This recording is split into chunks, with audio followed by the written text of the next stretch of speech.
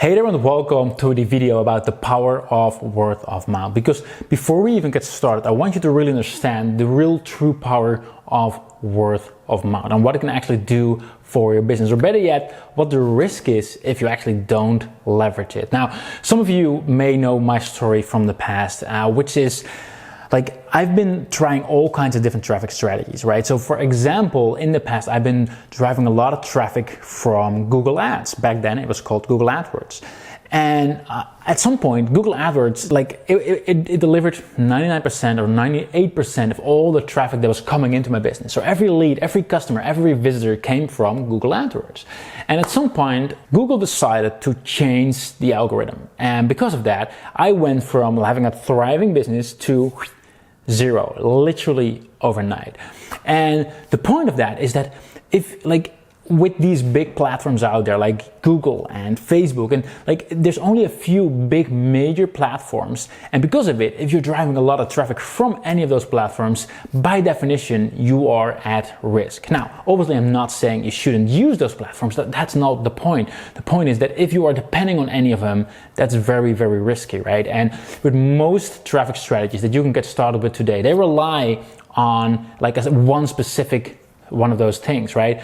And the best thing about word of mouth is that for as long as people have lived on this earth, people love to talk. People love to share. So if you get to the point where people want to talk about your business, people want to refer you to their friends, then it doesn't really matter which platform they use. Let's say you're at the point where everyone wants to talk about your business. Let's pick a famous example. Everyone wants to talk about Apple, right? Or they talk about the new iPhone.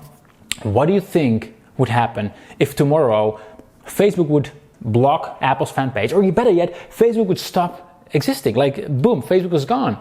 Do you think people will stop talking about Apple? No, right? People will still be talking about Apple. And that's because, like I said, if people do want to talk about your business, and if people do want to share and spread the message, it doesn't really matter which platform they use. And because of that, we're not depending on any of those platforms. People will find a way to connect with one another. And the best thing is, as I said, people have always wanted to share and talk and spread the word about things, all the way from newspapers to things online. And guess what? That will never change. People will always want to talk and communicate and socialize with each other.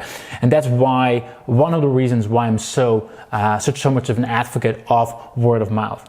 And obviously, that's backed up with studies as well, right? Because I've researched that according to Nielsen, 92% of consumers trust recommendations from friends above all other forms of advertising. So imagine Joe here, he actually invites their friends over, hey, check this out. Their friends are going to be more, they're going to trust your business more compared to that they would have clicked on a Facebook ad, for example, right? So because they've been invited by their friends.